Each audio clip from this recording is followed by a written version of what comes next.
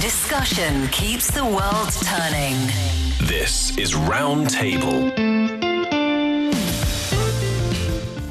You're listening to Round Table. I'm Steve today with Fei Fei and Yushan. Coming up, Yushan, you must be excited because you have a new segment on the show, and it's called China Finds. China Finds. I gave a little teaser when we started the show today, but it's all about uncovering the history of China, and it's going to be a whole lot of fun. We've got that. Our podcast listeners can find us at Roundtable China on Apple Podcasts. Don't forget that we love to hear from you too, so send us a voice note with your thoughts on any of the things that we discuss here on the show, or if you're suffering from allergies this season, you can tell us about that too. Roundtable Podcast at QQ.com. Once again, Roundtable Podcast at QQ.com. And now, Think history is behind us? Think again. Timeless discoveries, modern meanings. This is China Finds. it is the first edition of China Finds, and this is going to be, when it pops up on our weekly schedule, a segment that belongs to Yushan and Yushan alone. So tell us a little bit about the segment before we get into what you have for us today. Wow, I'm so excited. After a few months of preparation, this final... Hey, voila, here it goes. Welcome, ladies and gentlemen, to the first edition of China Finds. So this is where we travel a little bit across time back in the history of China to understand China better through archaeological studies and our history, the culture here, and also the stories that new discoveries are still bringing up front until these days. So today, let me start with a quick quiz question for both of you. Imagine you're standing in ancient China, 3,000 years ago on this land that we call China now. And you hear birds chirping and something large moves and lurking behind the woods behind you. And we're talking about wild animals from over 3,000 years ago here in China. So here's the question. What do you think you'll expect to see first? A deer, B, a tiger, C, a crane, or D, all of the above. Or hopefully E, none of the above. I think a crane sounds nice. That's the safest. Oh, no, yeah. Deer's harmless too. I'm going to say tiger. Oh, that's my answer as well. Yeah? Tiger. Okay. Something large and scary. Yeah. Actually, the answer is D. All the above, because you've just walked into what's deemed to be China's oldest zoo.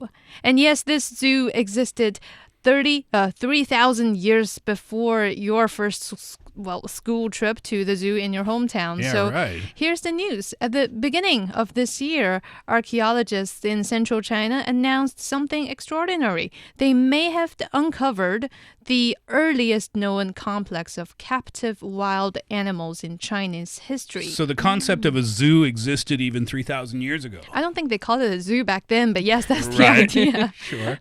So this discovery happened in Anyang, Henan province in central China, at a very famous archaeological site called Yinxu, or the Yin Ruins. It's the last capital of the Shang dynasty back in 3,000 years ago, which ruled from around 1,600 to 1046 BC. That's the second dynasty in the Chinese history, right? After Xia. So the dynasty of Shang. So it can be a very big city, maybe where the royals live. Yeah, back then. the royals live, and also Yinxu is already very, very famous and for all the archaeological discoveries, including oracle bones, where ancient Chinese people used to tell fortune, and also bronze artifacts, the earliest bronze carving and artifacts that represent the really steady growing bronze culture at that time. So this is a place that's already been known for archaeological finds. Correct. But just between 2023 and 2024, archaeologists, they dug deeper. That's about 1,240 square meters deeper. Wow. And uncovered 19 sacrificial pits filled with animal remains. So that's relatively a new discovery, even though what we found is like thousands of years ago back in Chinese history. So what types of animals did they find there? It's not just usual real farm animals we're talking about. We're seeing deer, wolves, tigers, leopards, foxes, serows, and wild boars, as well as birds, including swan, cranes, and geese. So a huge variety of different types of animal. And also the archaeologists also noticed something unusual even to them that let's hear. This is Li Xiaomeng, assistant researcher at the Institute of Archaeology, Chinese Academy of Social Sciences. So far, we have discovered several rows of animal sacrificial pits between two surrounding trenches in the royal mausoleum area of the Yin ruins. Here you can see the fairly well-preserved remains of two sacred water buffalo. We found bronze bells hanging from the necks of the buffalo. In fact, this entire row consists of pits containing rare and exotic animals, and bronze bells were unearthed from the necks of most of them. This indicates that these animals were not obtained through temporary or opportunistic hunting, but were rare creatures specially raised by the Shang King. Oh, that's pretty cool. Yeah. Water buffalo, I didn't know that. If they had just found the bones, well, that probably wouldn't have been, it would have been a cool find, but it wouldn't have been that surprising, maybe. But to find the bells around the necks of the animals' bones, that's a clue that these animals meant something different. Exactly. This is where the story gets really interesting because, as mentioned by the archaeologist in the clip, some of these animals, they wear these bronze bells, and, well, to be exact, that's 29 of them. And these bells make perfect sense if they were kept alive and appreciated and managed and monitored instead of just being out there and like being hunted as if just out there in nature somewhere. That leads to my second quiz question for today. Why do you think were these animals kept in captivity 3,000 years ago? A, they were the Shang dynasty's vision of a VIP petting zoo for royal guests. B, they were part of an elaborate ritual, but also carefully raised and managed, not just for hunting. C, they were early attempts of domestication, part of trying to control and reshape nature. D, they were being trained as ancient security guards for wartime raids to protect the royal court. Can you train a water buffalo? For wartime, I don't know. I think legends had it that back in many thousand years ago, one tribe leader used to ride panda. Oh, his name is Zhiyo. Yes, but that's prehistorical. Yeah, but for me, based on my very limited archaeology knowledge, I would guess A. They're as the version, royal version of the VIP petting zoo. Really? Why'd you guess that one? Because I don't think back to 3,000 years ago they were trying to control or reshape nature. Because back then, I think there's still this spiritual belief about nature is the, ruling power of our time. And also, I don't think you can train a water buffalo or crane during wartime. I'm not really sure. Yeah, and I don't, a crane as a soldier, probably not your best choice. Water buffalo, sure. In Kung Fu Panda only, I guess. That's true. What was the crane's name in Kung Fu Panda, by the way? Isn't it the master? I forgot. Right? No, one of the Portuguese. But anyway. Okay. All right, so I'm going to say no to security guards. I'm going to say no to reshaping nature. But I'm also going to say no to petting zoo because I feel like the animals would have had a deeper meaning to the royal court at that time. So I will say they were part of elaborate rituals because we know that in China's ancient history, there were a lot of gods, right? The god of this, the god of that, the god of that. So I'm thinking that maybe the animals were sacrificed as an offering to the gods. You were getting really close, but let's get the answer from Niu Shishan, researcher at the Institute of Archaeology, Chinese Academy of Social Sciences. We found that these wild animals were all juveniles and not yet fully grown. This suggests that people at the time were attempting to domesticate these animals, engaging in some of the earliest efforts to transform and conquer nature. So the answer is actually C. They were trying to make pets out of them. Yeah, well, the fact that archaeologists found that many of these animals were actually young when captivated suggests that people at that time were really attempting to domesticate them, raise them. Fair point. They were smaller. Mm-hmm. They were juvenile. They weren't fully grown adults yet. I guess also back 3,000 years ago, people are also looking at different options of farm animals, rather than just sheep or other types. I think at different parts of China, different local cultures use different animals too. But the reason why I mentioned, Steve, you were sort of right, almost right, is also because back then animals in the Shang dynasty were symbols of power, prestige, and this whole cosmic order too. So many were used in elaborate sacrificial rituals that's meant to communicate with the ancestors and the gods that the ancient people believed in. But here's the surprising part, where the system behind this zoo that was excavated recently, that's really incredibly sophisticated, as it shows, because archaeologists found standardized handling, diverse species from different regions, and signs of organized acquisition and care through their excavation, meaning that a state-level network capable of transporting already exists back in 3,000 years ago here in China. It's amazing that they can know all of that simply from finding these remains in the ground. Yeah, and also another amazing part is about transporting a water buffalo to the central of China. I'm not sure, maybe water buffalo wasn't a native species 3,000 years ago, but imagine the power, the resources you need to pour in to capture it and then to transport it, I don't know, hundreds or thousands of miles away. Yeah, you're not putting that on the high-speed train in the Shang dynasty. No. You got to convince that water buffalo to move on its own. But still, kind of, I mean, not a zoo, but yet kind of a zoo at that time, in a way, I suppose. Yeah, but the thing is, they discovered this animal bones, but it's not really on the animal part of things. It's also on analyzing how or what kind of a ecological impact it had on the society back then. So it's not really just on these animal bones, but rather this ancient idea of zoo is actually helping modern scientists to understand the history and environment and also the hierarchy of power back in the Shang dynasty. So that, what happened in the Shang dynasty also had an influence on today's animal care?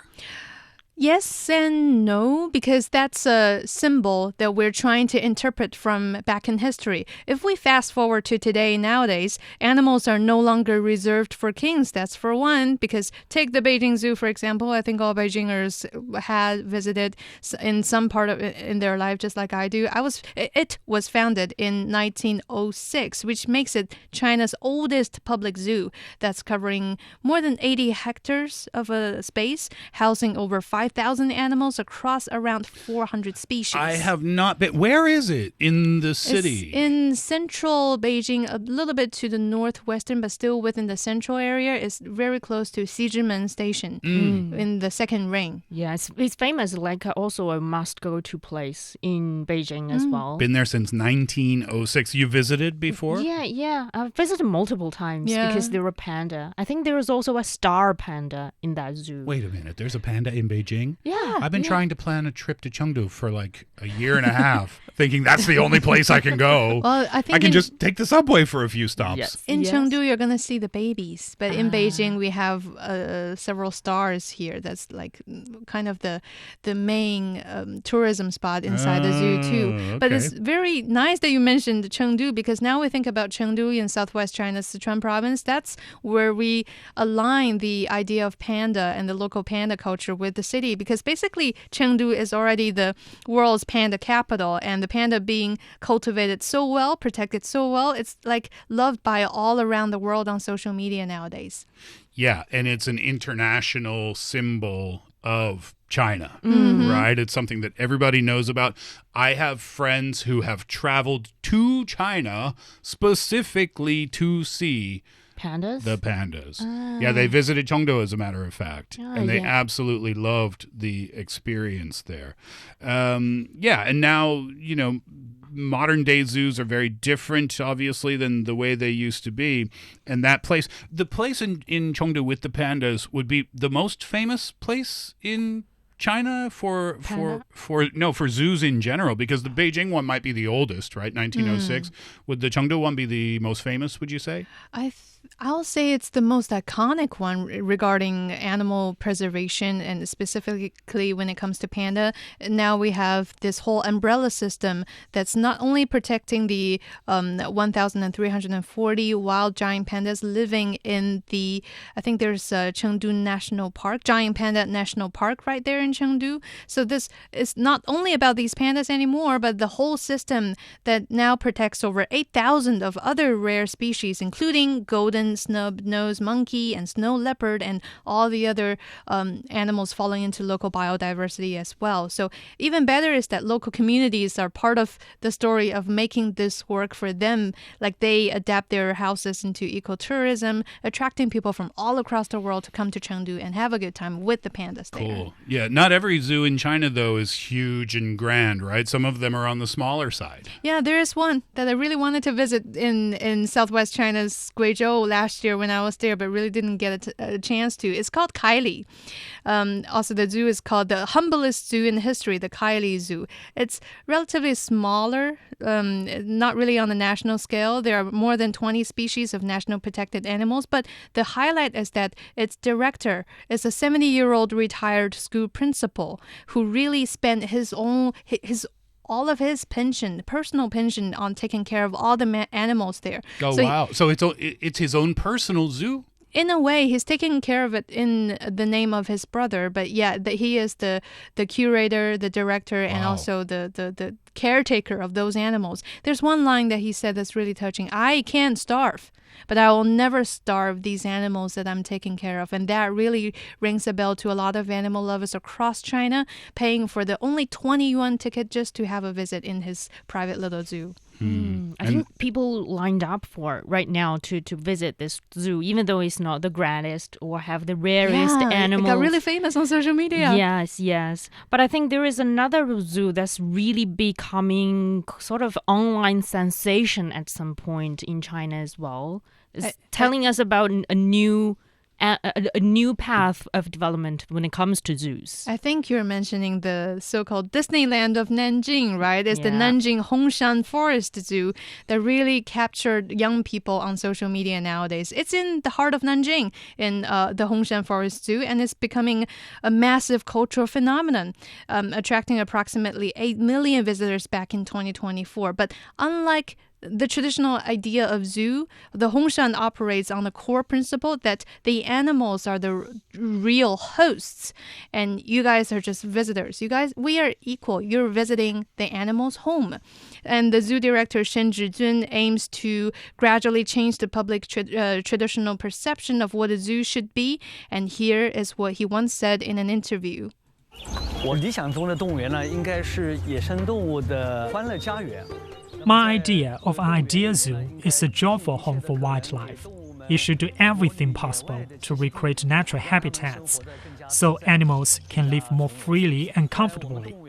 Beyond seeing lively animals behaving naturally, we also hope visitors develop an understanding of living in harmony with nature and coexisting sustainably. Every life is equal, and a visit to the zoo should be a chance for us to reflect on our relationship with the natural world. The idea of Hongshan Zoo is really capturing a lot of people because they bring what traditional zoo will usually put in the backstage in front of you, the whole total transparency. You see veterinary care, like koalas receiving medical care, elephants getting their nails shaped, and those like kind a of spa. let a pedicure care or something. Like everything is just in front of you, and they give this whole checkup on their animals, and also zookeepers maintain a bulletin board featuring news on newborns. What are the newborns that we have have this year. Volunteering events, how you can participate in our activities, and even obituaries for animals that pass away to really encourage everyone from offline and online to remember them like family. These types of zoos usually do a really great job at recreating an environment that allows the animals to use their natural instincts. Right. And I think that's probably what they do here too. Yeah, and also to build tunnels for tigers to walk around above you, right above your head, and visit their neighbors. Hopefully not eating their co-workers, as they say it online. No eating of co-workers and neighbors, guys. But yeah, they are free to move around, and they, like, visually you can just tell they enjoy their lives in the Hongshan Forest Zoo. And also, I think that zoo, I tried to get into that zoo when I visited Nanjing at one point, but it was just so popular. Right. It's difficult to get Hard in. to get So in. hard to get in. But I think the also another thing that's very attractive to visitors is that they're recreating nature within the very limited space of zoo. It's like different species living together. And instead of compared to traditional zoos, it's like if we were seeing monkeys, we're only seeing monkeys in that section and only snakes in this section. Yeah. But they're having like different species when they can to coexist, to co-live with one another. So from the archaeological discovery to modern day zoos, Yushan, why does this story matter to you so much? Because we see the fact that animals reflect who we are. And really today, it increasingly means to care on the ethics part and also on protection part. And it reminds us continuously that what's really changed in our attitude over time. And maybe that's the most important discovery of all, that we are just part of this ecosystem after all. Well said. And with that, we will finish up today's roundtable. Thank you so much for spending your time with us today. I'm Steve for Yushan and Fei Fei. We thank you for this episode and ask you to come back to the next one too. Bye-bye.